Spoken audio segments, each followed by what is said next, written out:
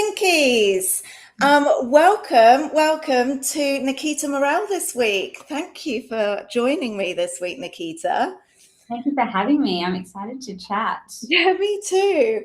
So Nikita and I met each other on LinkedIn. I saw her posting quite a lot of content about architectural practices and how they can change their websites, and noticed that we were saying exactly the same thing. Yeah.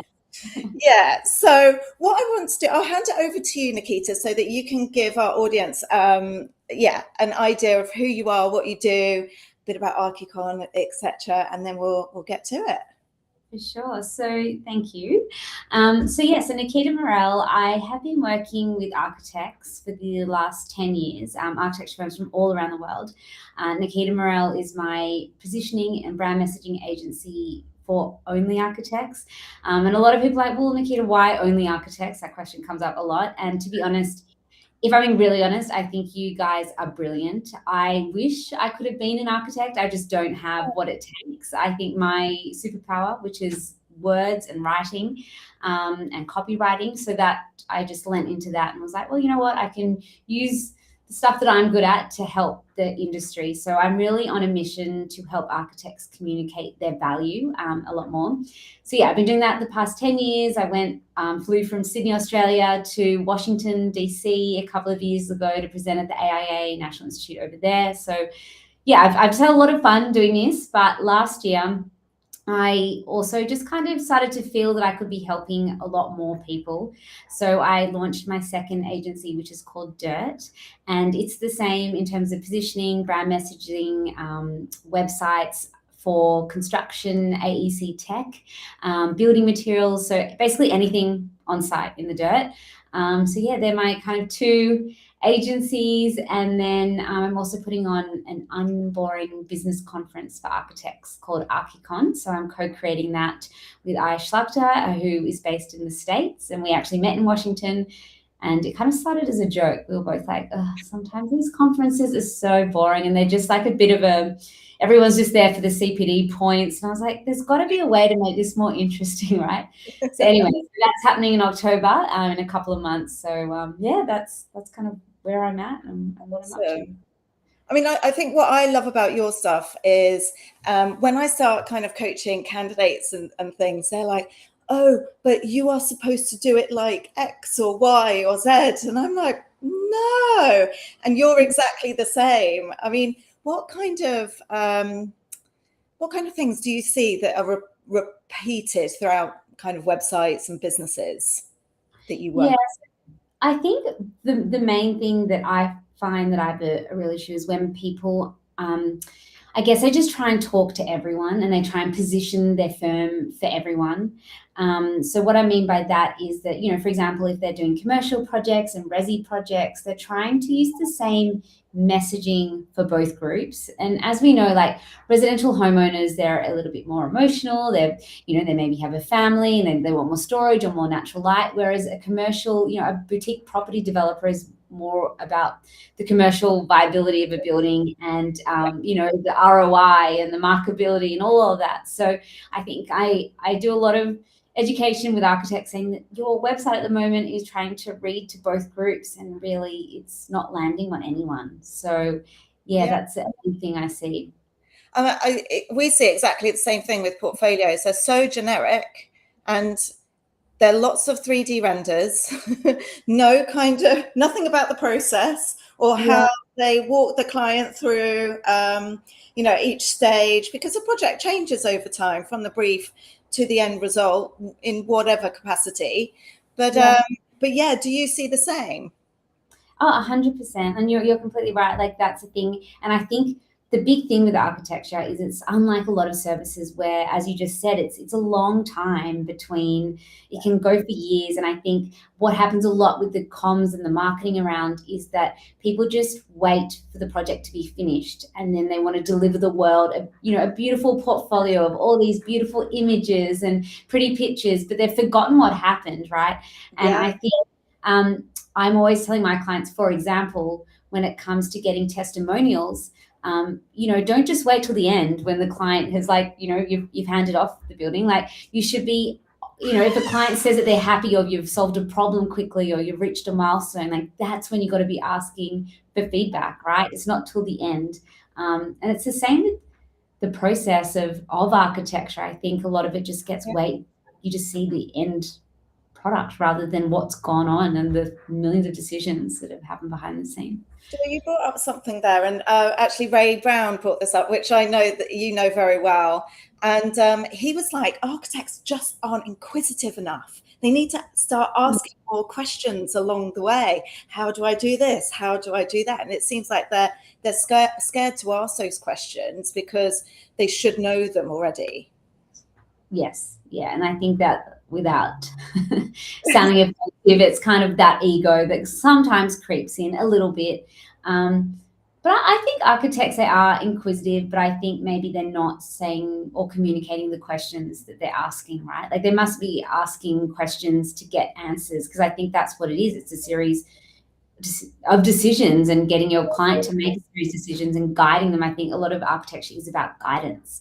So it's communicating that. And that's why I'm really passionate, is because I think a lot of architects feel that the industry is getting very devalued, right? It's getting diluted. Because people are able, they're becoming specialists out there, whereas architecture, it seems, I mean, I didn't go through design school, but it seems that it is a bit more generalist in, a lot about a lot. So yeah, it's definitely changing, especially with AI and all of that.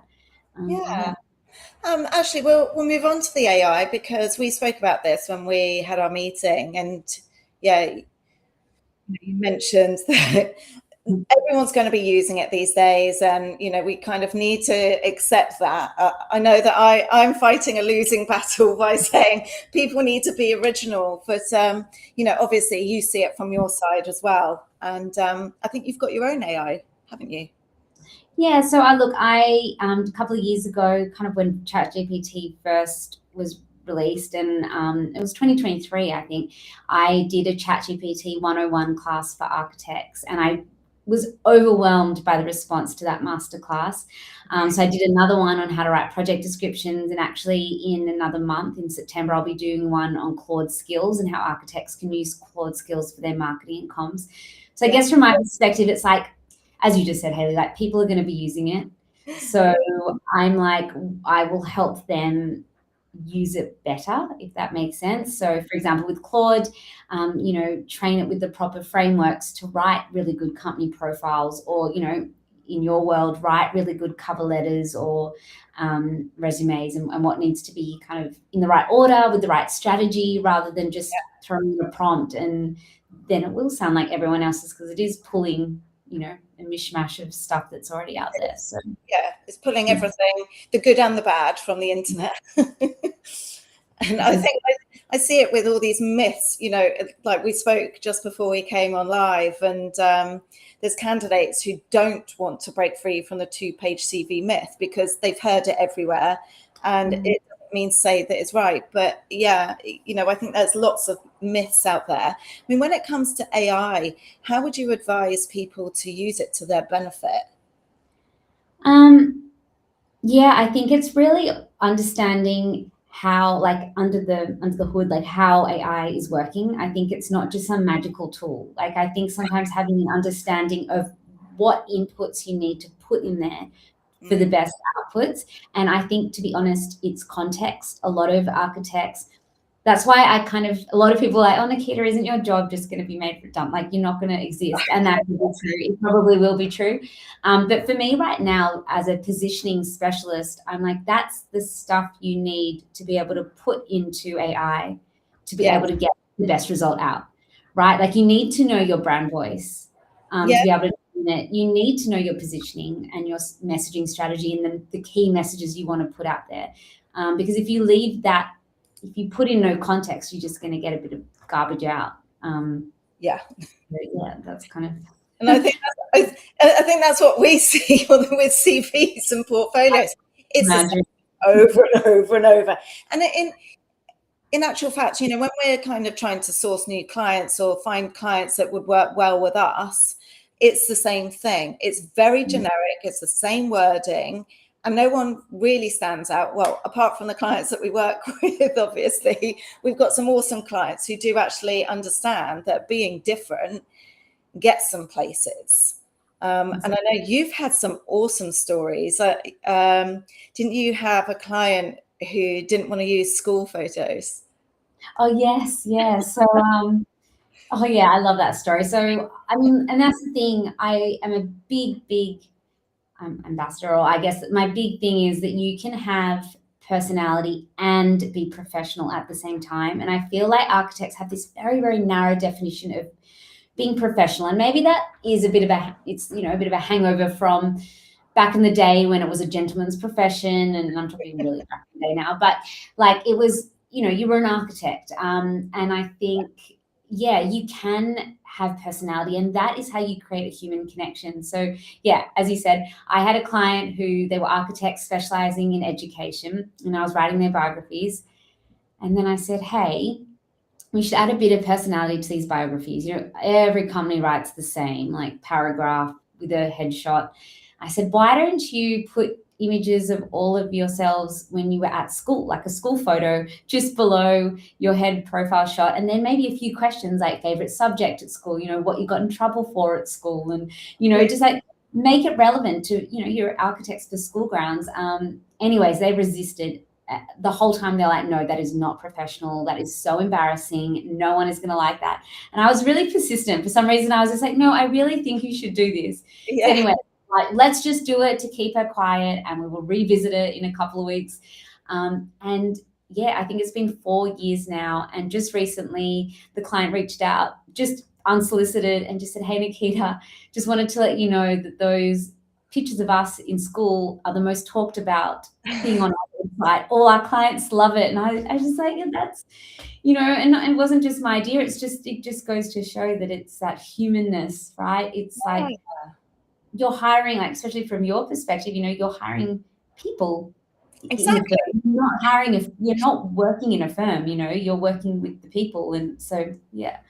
Yeah, I think, and people make decisions based on emotions. So it's great to get to understand the personality behind it, whether that's a CV, whether it's a website or portfolio, whatever it may be, or like posting online. This whole like generic stuff is kind of allowing people to blend into the nothingness. Yes, exactly. And yeah, and it doesn't have to be big, right? Yeah, I'm not saying, especially if you're a bit of an introverted architect. I've had situations where I've had architects email me and say, hey, Nikita, we read your website. We want to have a really loud, bold voice like yours. This is by email, right? And they're like, we want to, be really funny in that. And then I meet them on Zoom, and they're very shy. They kind of look directly at the camera, and I'm like, okay, but there's a gap. Yeah. I was like, people are going to meet you and expect you to be really out there and quite, extroverted, and then they meet you and there's that bit of distrust. So yeah, you have to feel authentic, I guess, is the way. I had one of our platinum subscribers, and in one of our coaching sessions, she lit up when she started talking about certain phases of the project or projects that she's worked on, and it was all around playgrounds and stuff. So she was like, right, I'm going to go away. I've got an idea, and I'll come back. And the image that she used was of a building, of people in a building, and I was like, what's the relevance? We spoke about playgrounds and being playful and all of this kind of stuff. Building, and you're not, you're not designing buildings. You're designing landscape spaces. So can we revisit that? Something's been lost in translation there. You just like, wow, yeah, but yeah. So we've got some people that are tuning in. Hi, Rahesh, Abdallah, and Sonda. Sonda's got a comment. Rahesh, if you would like to come forth with some questions, etc., for Nikita and myself, that would be great. But we're not going to be talking about job opportunities today. This is about how to position yourself. And we're using Nikita's advice today to, get you to see a different perspective. But Sonda, Hi, everyone. Haley, I was thinking about the school photo question. I think Nikita did a great job with that. Loved it. Awesome. Thank Oh, you. Yes. and I think that's the thing, isn't it? It's just being original. I think sometimes when I do these things or when I mention being original and suggest something, everyone goes, "Oh, well, I'll do." And I don't know if you follow Stephen Bartlett. I'm assuming you probably do. But he, at one point, almost said, "Right, this is what we do with our marketing." And then he said, "Actually, that's a stupid idea because then everyone's going to do the same thing and emulate, and then we're going to have to change again." Like, what's your advice for anyone who wants to be original?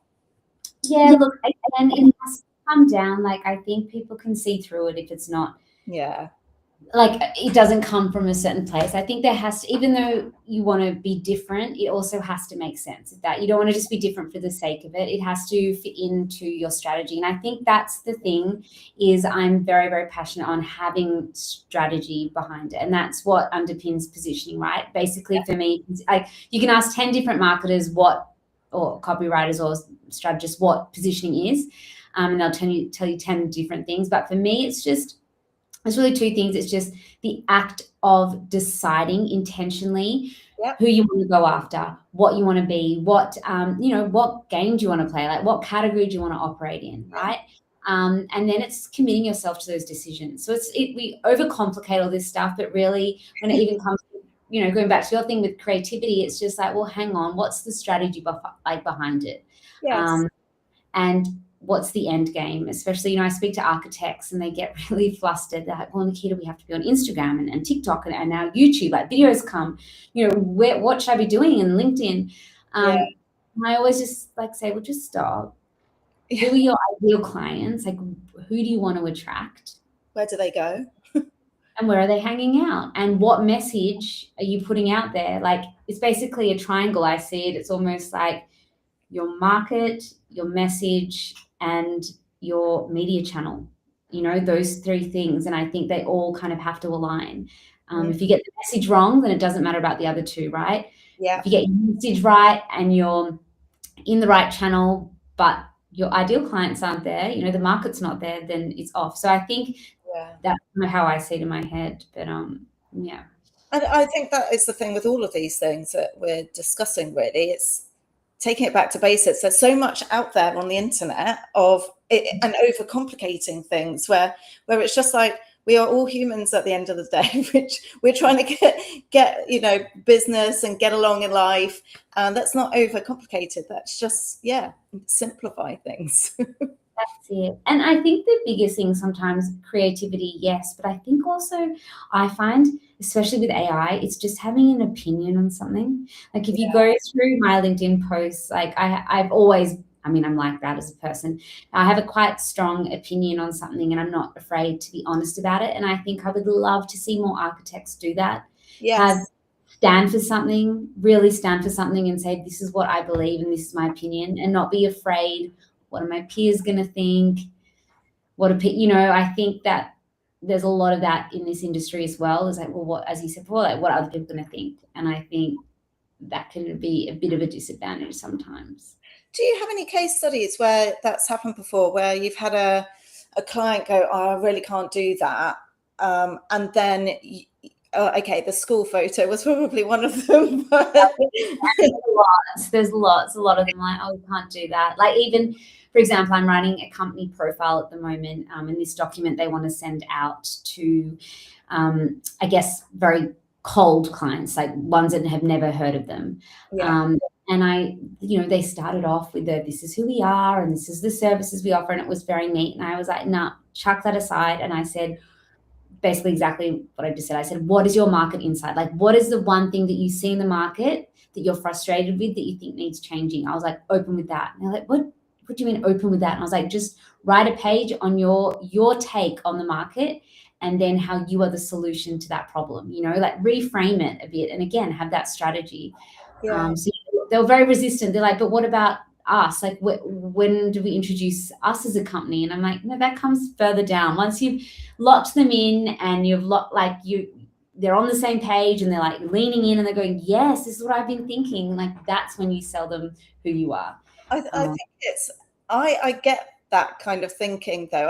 I think it's an old way of thinking of, this is why you should choose us. And then, like, rather than leading with the solution and going, right, okay, is this what you want?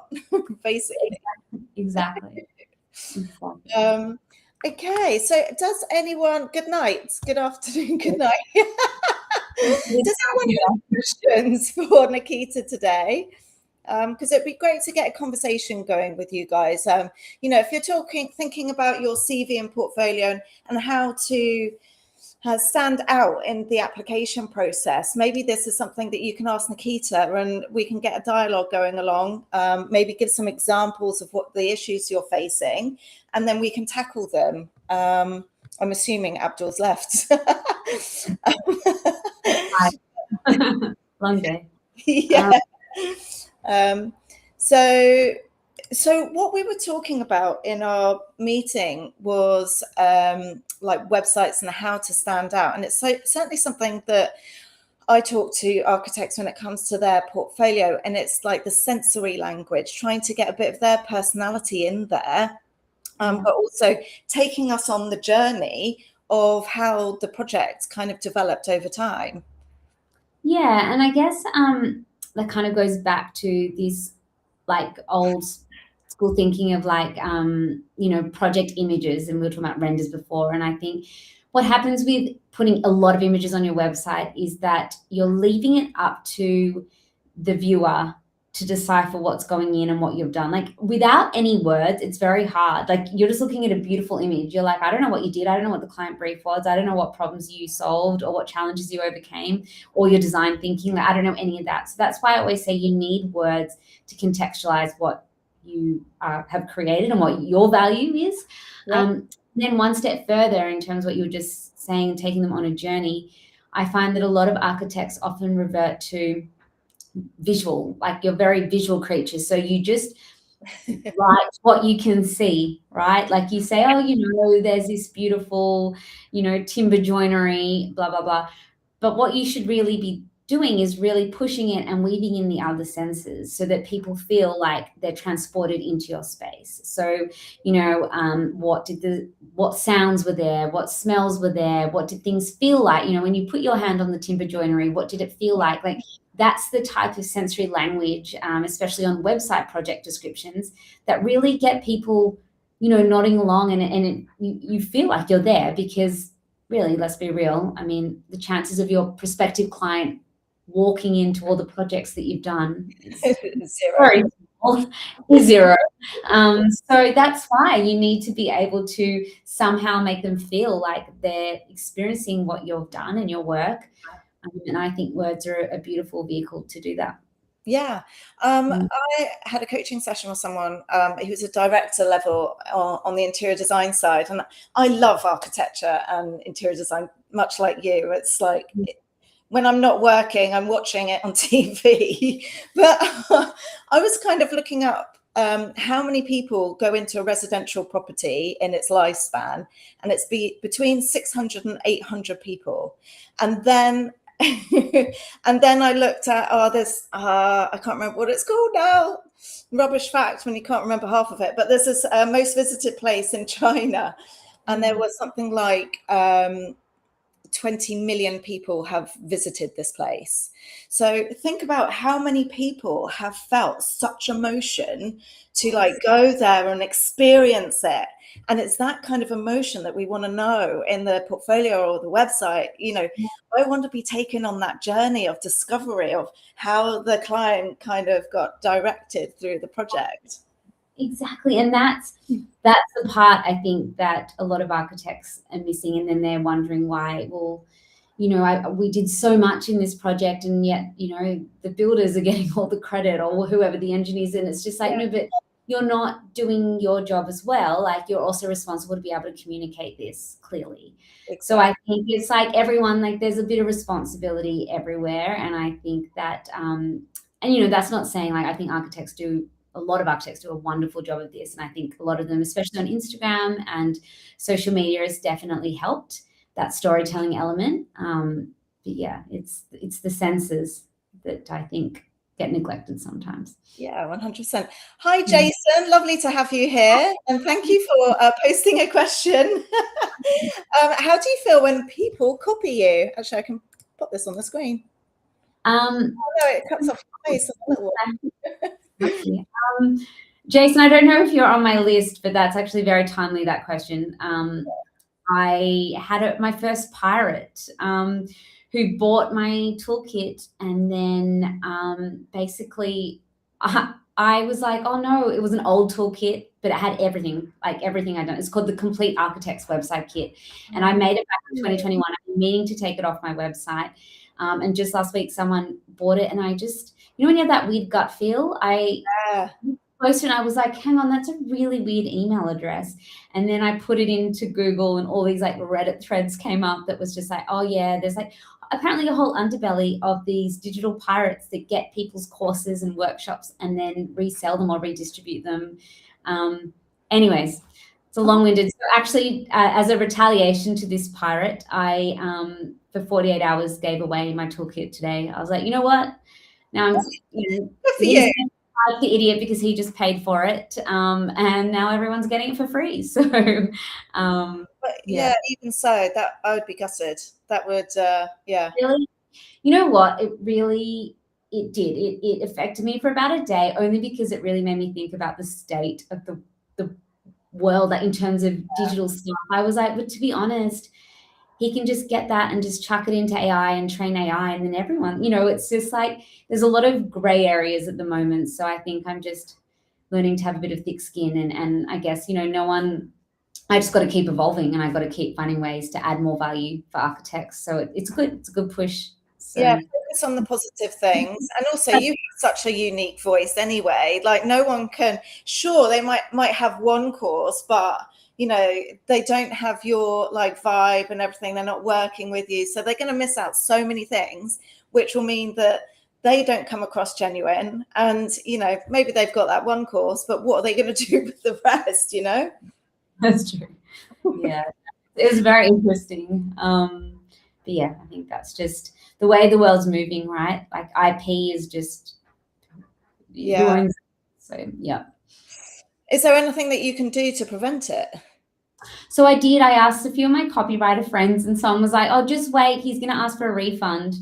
Because so the payment went through, so he paid for it. But apparently what they do then, these pirates, is that they just wait a few days and then they ask for a refund. And basically, if I don't have sufficient evidence that he's a pirate, it's like it's one of those loopholes that I have to go through with Stripe and the pay system. But wow, nice. I'm learning. It's apparently very common. I just haven't come across it yet.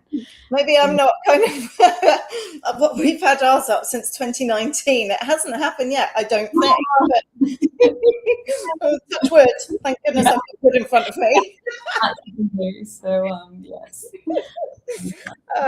Okay, so sensory language. AI pitfalls. I think we have kind of touched upon a few of these, but maybe you can go into a bit more detail about, because I think I find it quite a lot. It's very monotone. So, and there's telltale signs. Certainly from my perspective, I'm sure there are from your perspective as well. Like it's just kind of carbon copies, just a different name and address and contact details, basically. Yeah, it kills me. Like as a I'm a copywriter. Yeah.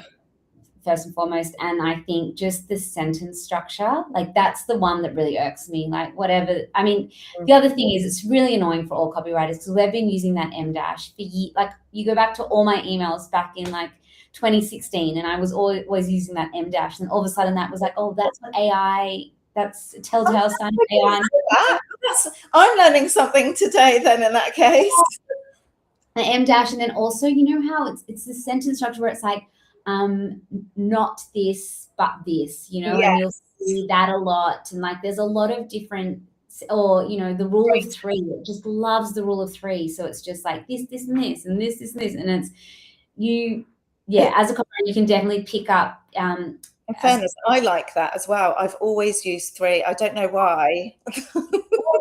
It's like human psychology. Even when you're writing a bullet to the list, you should always do 3 bullets or 5 bullets. You should never do 4 or 6, because the human mind, it's just a weird thing. We respond better to odd numbers.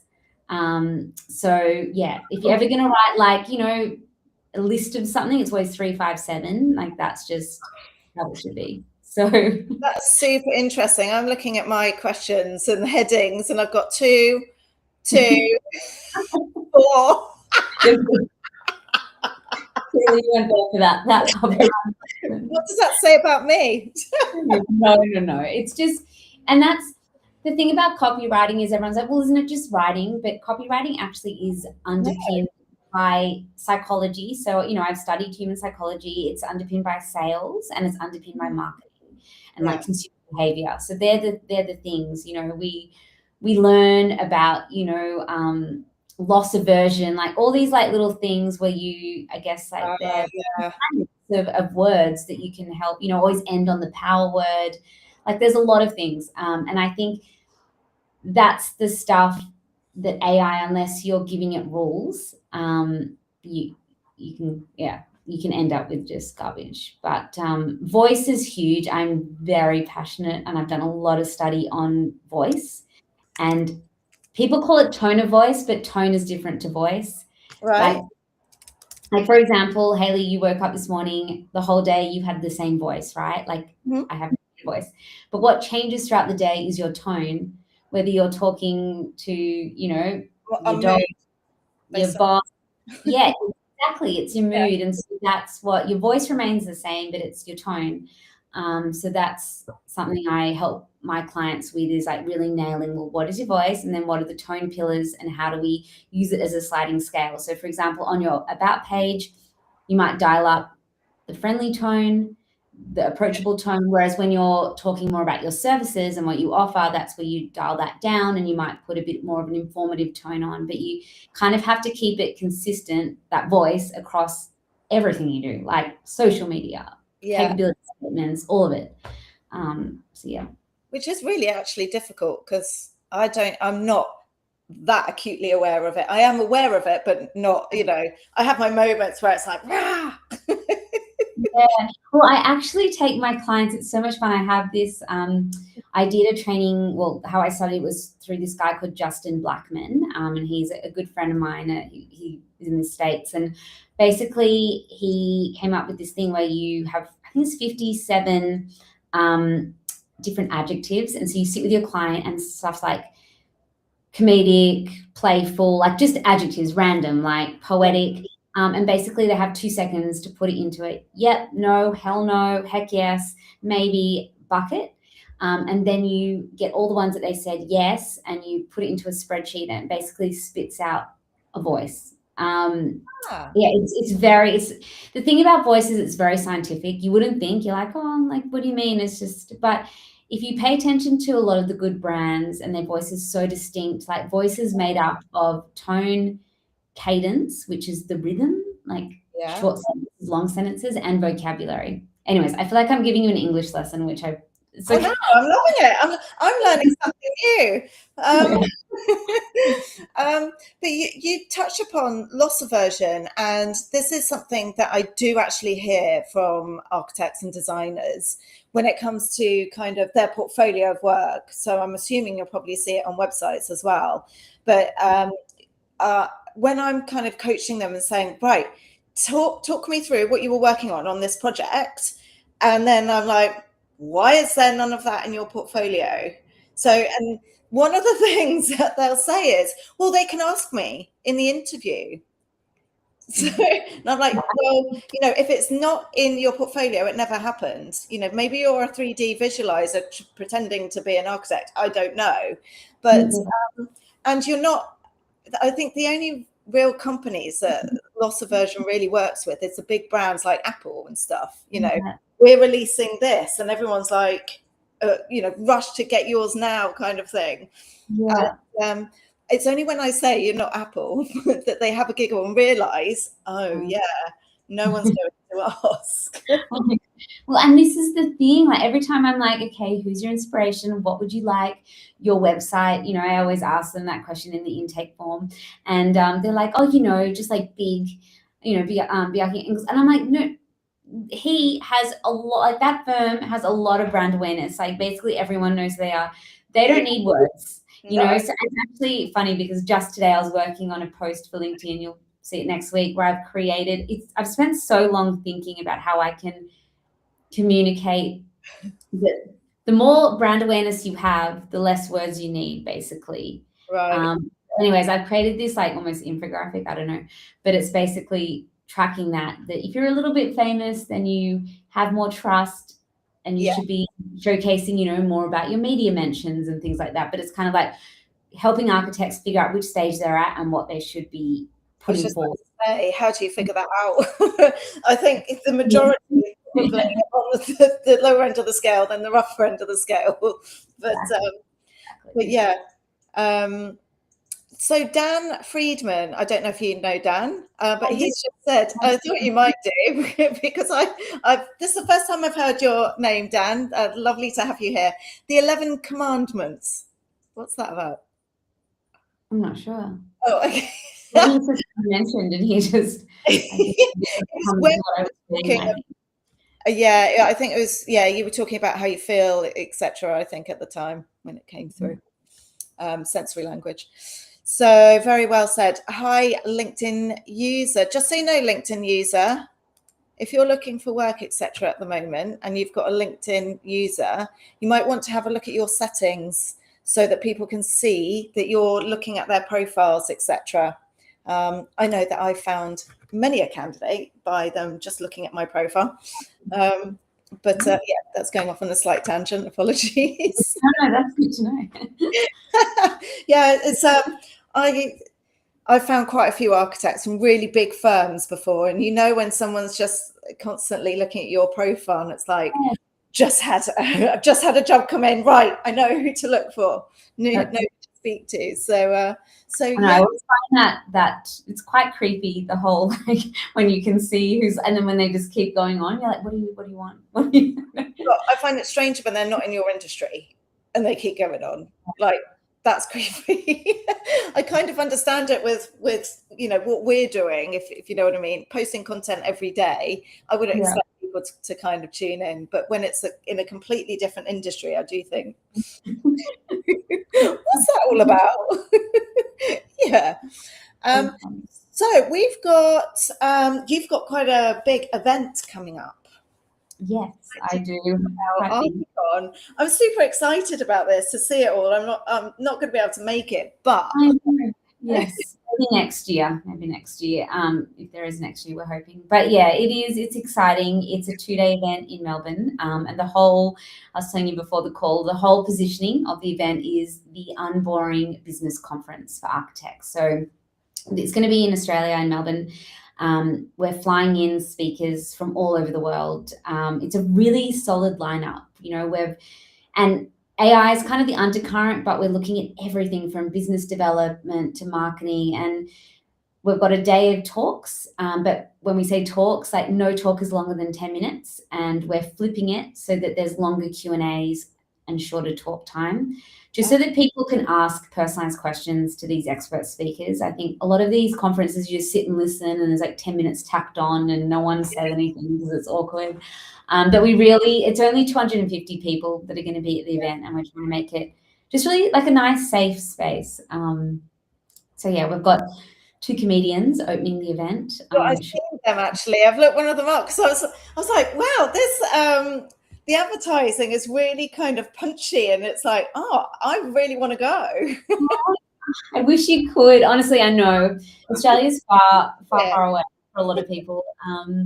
But look, if you've ever wanted an excuse to hug a koala or see a kangaroo, come to Archicon. You can write it off as a financial, like an expense maybe. But no, we're just trying to do something different. And I do really feel that in real life is where things are going to, it's definitely something about it, especially as more AI and things take over. It's like people are craving that. Like, I know I am. Yeah, I am. Well, right? Yeah. And that's why I've been doing these LinkedIn Lives again, because we're losing the people or the personalities behind the face and the text, etc. And I think it's all getting kind of muddied and confused, and so it's really nice to do these videos and lives so that people can find out who we are, basically. Yeah, 100%. No. And this is such nice, the live. I really like this. I haven't been on a LinkedIn live for a long time, so I really like this. Well, I'm really pleased that you joined me. I do have a question about Archicon, though. So you said that you're going to have a Q&A session. I mean, what I find week in, week out with these lives is during the course of a week, there's up to 2,500 people that watch these videos week in, week out.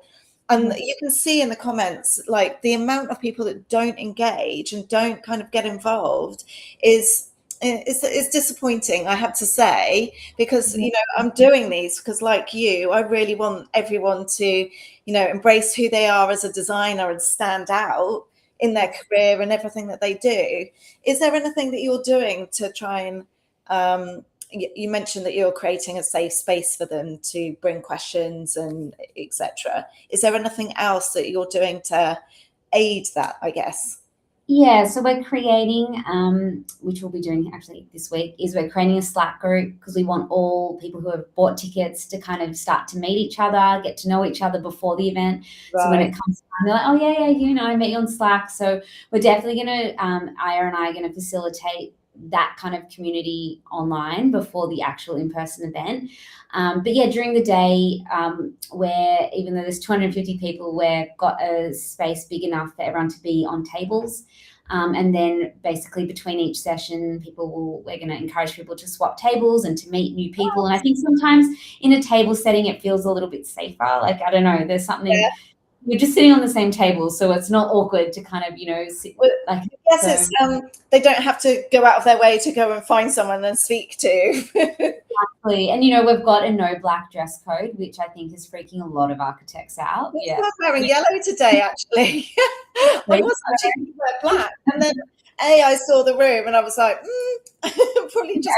And then I thought about you, like, no black policy. So yeah, I thought I'd jazz it up today. No, so like little things. We're still exploring. We've got lots of big ideas on how we want to make it unboring, but so Aya and I are doing it together, and then we've got Mike, who's on Aya's team, and he's kind of our finance guy, and he just keeps. Okay. Ladies, rein it in. Like, we've only got this much budget. And we're just like, well, we want a lolly corner. Or I think candy, I don't know what you guys are, but like, we want sweets on one side. And then anyway, I mean, yeah, even Aya and I have hired or we've recruited like an award-winning American comedian to help us with our MC, because we're going to be the MCs.